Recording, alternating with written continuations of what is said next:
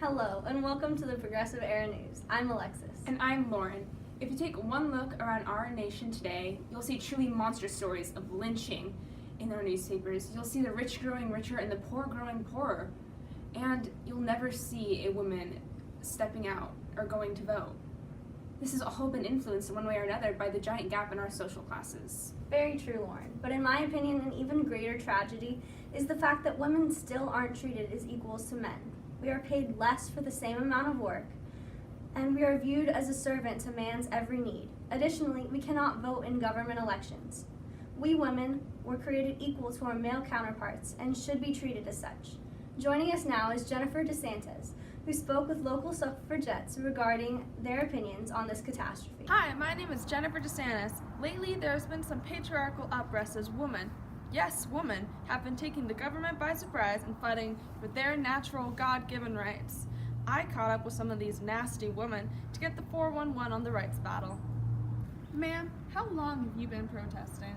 I've been standing here for the past 3 weeks, 8 hours a day, and I plan to continue to stand here until these suit-wearing goons Capitol Hill listen to our demands. What are your demands, ma'am? Our demands? Well, we deserve the right to vote and to be paid the same amount of wages as men, considering we do the same amount of work. I hear you loud and clear. What are you demanding at home? We are demanding respect. We are not household possessions. We can be elegant and strong, and we work hard and deserve our respect. Are there any organizations to help other women get involved? There is. We have the National Women's Suffrage Association, which helps women get the right to vote, the American Women's Suffrage Association, and the National Association of Colored Women, which helps African American women. Last question. If you could say anything to Mr. Woodrow Wilson right now, what would you say? Give us the rights we deserve.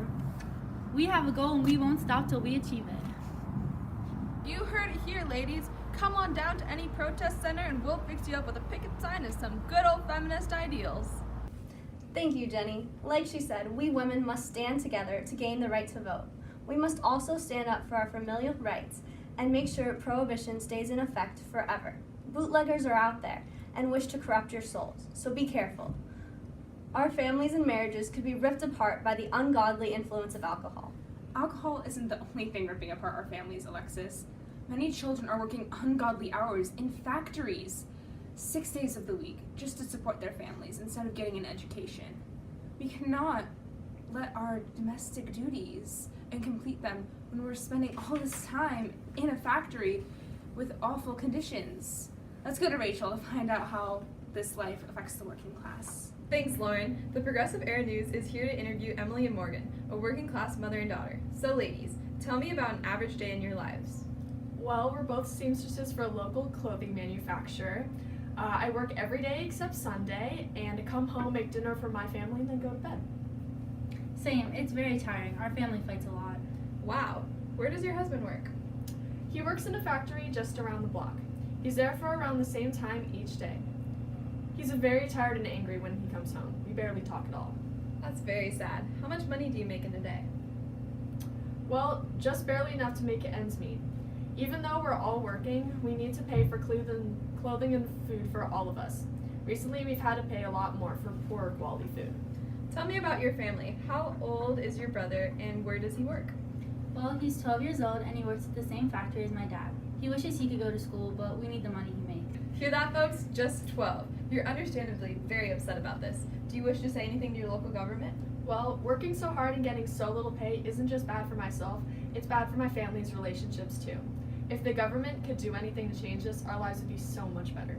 You heard it here first. Hopefully, reforms on child labor and wage raises will be put out in place soon to help families like the Jambas out. Back to you in the anchor room. Thanks, Rachel. Now, dear listeners, you may be wondering just what can be done to solve these present issues. Well, many things are already in the works. Prohibition was in effect from 1920 to 1933, despite speakeasies and many people breaking the law. The Pure Food and Drug Act was in place in 1906 because food for families became a high priority. Movie censorship and parental guidance rating systems were being put in place for the first time to try and protect children. And while parks are being built for children and some child labor movements were put in place, many laws and reforms were not in effect until after the 1930s. the wait for true civil rights for African Americans was not fulfilled until the 1960s. However, organizations like the National Association for the Advancement of Colored People were founded and are still in place. And after nearly a century of conventions, protesting, petitioning, and activism, women were finally granted the right to vote in the Constitution through the 17th Amendment in 1913. And remember, it's a great day to be a Dawn.